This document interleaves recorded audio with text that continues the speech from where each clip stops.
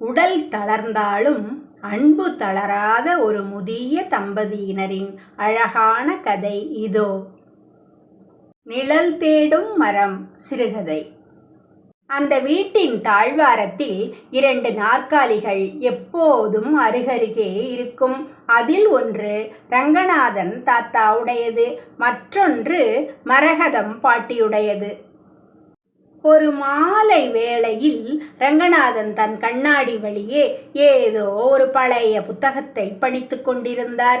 திடீரென அவர் கைகள் நடுங்க புத்தகத்தை பிடிக்க முடியாமல் கீழே விடப்போனார். அடுத்த நொடியே ஒரு மென்மையான கை அந்த புத்தகத்தை தாங்கியது. எத்தனை தடவை சொல்றது, கண் பார்வை மங்குதுன்னா அமைதியா உட்கார்ந்து வேடிக்கை பார்க்க கூடாதா என்று அதட்டியபடி மரகதம் பாட்டி அவருக்கு பிடித்த சூடான இஞ்சி டீயை நீட்டினாள். தாத்தா மெலிதாக சிரித்தார். நீ பக்கத்துல இருக்கும்போது எனக்கு எதுக்கு கண்ணும் கருத்தும், நீயே எனக்கு படிச்சு சொல்லுவியேன்னு தான் காத்திருந்தேன் என்றார் குறும்பாக. பாட்டிக்கு தெரியும் அவருக்கு படிக்க முடியும் என்று. ஆனால் அவர் தன்னை சார்ந்து இருப்பதில் ஒரு தனி பிரியம் அவருக்கு.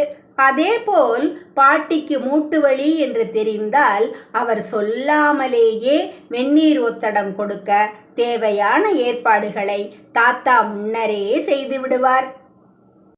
அன்று இரவு உணவு முடிந்ததும் இருவரும் மொட்டை மாடியில் அமர்ந்திருந்தனர். மரகதம், நம்ம கல்யாணம் ஆகி 40 வருஷம் ஆகுது. ஆனால் எனக்கு இப்போதான் உன்னை புதுசாக பார்க்குற மாதிரி இருக்கு என்று தாத்தா நிலவை பார்த்தபடி சொன்னார். பாட்டி சிரித்து கொண்டே அவர் கையை மெல்ல பற்றினாள்.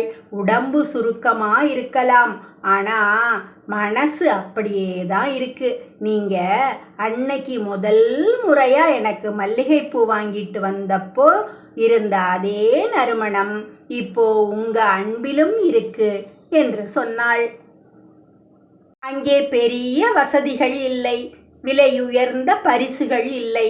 ஒருவருக்கு ஒருவர் மாத்திரை போட ஞாபகப்படுத்துவதும், காஃபி குடிச்சியா என்று 100வது முறையாக கேட்பதும், ஒருவரின் தளர்வை மற்றவர் தாங்குவதுமே அவர்களின் உலகமாக இருந்தது. வயதான காலத்தில் அன்பு என்பது வெறும் வார்த்தைகளில் இல்லை, அது ஒருவருக்கு ஒருவர் நிழலாகவும் ஊன்றுகோலாகவும் இருப்பதில்தான் இருக்கிறது. இந்த கதை உங்களுக்கு பிடித்திருக்கிறதா? தங்கள் கருத்துக்களை தெரிவித்து லைக் செய்யுங்கள், சப்ஸ்கிரைப் செய்யுங்கள் நண்பர்களே.